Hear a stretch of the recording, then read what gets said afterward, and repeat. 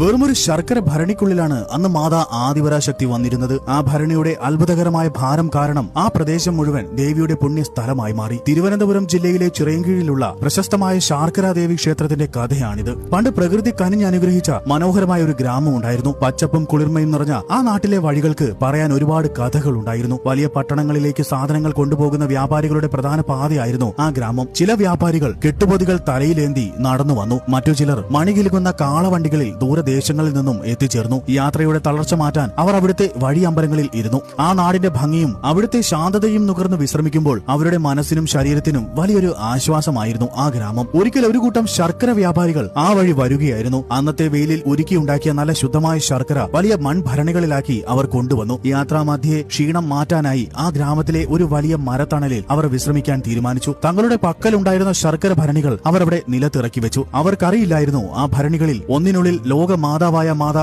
ആദിപരാശക്തി കുടികൊള്ളുന്നുണ്ടെന്ന്. വെറും ഒരു മൺപാത്രത്തെയല്ല, മറിച്ച് സാക്ഷാൽ ദേവിയെയാണ് തങ്ങൾ ചുമലിലേറ്റിയതെന്ന് ആ പാവം വ്യാപാരികൾ അറിഞ്ഞതേയില്ല. വിശ്രമം കഴിഞ്ഞ് യാത്ര തുടരാൻ നേരത്ത് വ്യാപാരികൾ ഓരോ ഭരണിയായി എടുത്തുയർത്തി. എന്നാൽ അതിലൊരു ഭരണി മാത്രം ആർക്കും ഉയർത്താൻ കഴിഞ്ഞിരുന്നില്ല. ഒരാൾ ശ്രമിച്ചു, പിന്നെ രണ്ടുപേർ കൂടി ശ്രമിച്ചു. ഒടുവിൽ ആ സംഘത്തിലെ എല്ലാവരും ചേർന്ന് വട്ടം കൂടി നിന്ന് ഉയർത്തിയിട്ടും ആ ഭരണി മണ്ണിൽ നിന്ന് ഒരു ഇഞ്ച് പോലും അനങ്ങിയതേയില്ല. ആ ഭരണിക്ക് പെട്ടെന്ന് ഇത്രയധികം ഭാരം എവിടെ നിന്ന് വന്നു എന്ന് അവർ അത്ഭുതപ്പെട്ടു. ശർക്കര മണ്ണിൽ ഒട്ടിപ്പിടിച്ചതാണോ എന്ന് പോലും അവർ സംശയിച്ചു പോയി. എന്നാൽ സത്യം അതല്ലായിരുന്നു. ആ മണ്ണ് ദേവിക്ക് അത്രമേൽ ഇഷ്ടമായിരുന്നു. ഞാൻ ഈ മണ്ണിലാണ് ഇരിക്കാൻ ആഗ്രഹിക്കുന്നത് എന്ന് മാതാ ആദിപരാശക്തിയുടെ തീരുമാനമായിരുന്നു ആ ഭാരം. വ്യാപാരികൾ എന്തു ചെയ്യണമെന്നറിയാതെ വിഷമിച്ചു നിൽക്കുമ്പോഴാണ് പ്രശസ്തനായ ശ്രീകൃഷ്ണ ഭക്തൻ വില്ലുമംഗലം സ്വാമിയാർ ആ വഴി വരുന്നത്. പരിഭ്രമിച്ചു നിൽക്കുന്ന വ്യാപാരികളെ കണ്ട് അദ്ദേഹം കാര്യം തിരക്കി. സ്വാമിയാർ തന്റെ ഉൾക്കണ്ണാൽ ആ ഭരണിയെ നോക്കി. പെട്ടെന്ന് അദ്ദേഹം തൊഴു കൈകളോടെ നിലത്ത് വീണു വന്നിച്ചു. സാധാരണക്കാർക്ക് വെറുമൊരു മൺപാത്രമായി തോന്നിയത് സ്വാമിയാർക്ക് ജ്വലിക്കുന്ന ചൈതന്യമായിട്ടാണ് അനുഭവപ്പെട്ടത്. അദ്ദേഹം പറഞ്ഞു, ഭക്തരെ, നിങ്ങൾ ഭാഗ്യവാന്മാരാണ്. ഈ ഭരണിയിൽ ഇരിക്കുന്നത് വെറുമൊരു മധുരമല്ല, മറിച്ച് ലോകത്തെ കാക്കുന്ന മാതാ